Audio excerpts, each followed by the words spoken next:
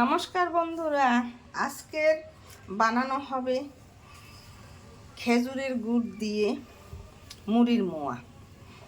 দেখুন আপনারা কিভাবে আমি তৈরি করি। এখানে আমি মুড়ি নিয়েছি এক বাটি, এখানে খেজুরের গুড়টা এই যে দিয়ে জাল দিতেছি। জাল প্রায় হয়ে গেছে। এইভাবে দেখবেন যখন এটার আঁশ হবে তখন মুড়িটা দিয়ে দিতে হবে।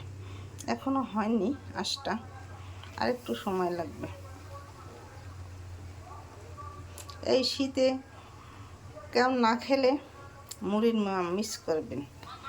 যারা যারা ভালোবাসেন খেতে তারা চলে আসুন আমার বাসায়, আমি আপনাদের খাওয়াবো বানিয়ে। দেখুন এই যে আঁশ কেটে আসছে, এখনো হয়নি, এই যে হয়ে আসছে।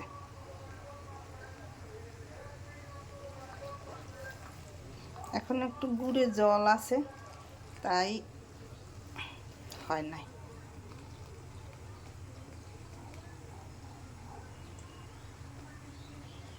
কি সুন্দর গন্ধ বাড়েছে খেজুরের, সেই শীতের গুড়ের মুড়ির মোয়া খেতে খুব দুর্দান্ত টেস্ট হবে।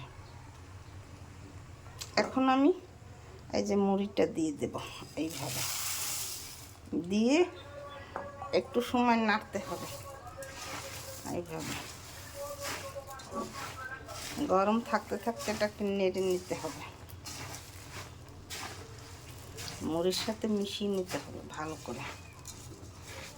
না মিশালে মুড়ির মোয়া হবে না।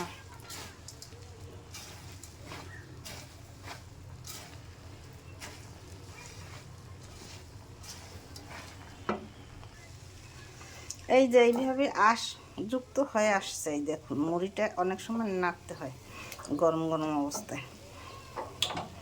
চুলার জালটা নিভিয়ে দিয়ে এখন একটু নেড়ে নিতে হবে, নাহলে পুড়ে যাবে। এই যে দেখছেন আটা আটা হয়ে গেছে মুড়িটা। এখন আমি মোয়ার শেপ দিয়ে বানিয়ে নেব। গরম গরম থাকতেই বানাতে হবে, নাইলে এটা ঠান্ডা হলে বানানো যাবে না। এই যে উঠিয়ে নিয়ে আমি এইভাবে গোলাকার করে বানিয়েছি। এইভাবে আপনারা ধরে হাতে একটু জল লাগিয়ে নেবেন, গরম থাকে তো তাই। এটাকে এইভাবে করে এই যে গোল করে দুই হাত দিয়ে চেপে চেপে নিলে সুন্দর হয়।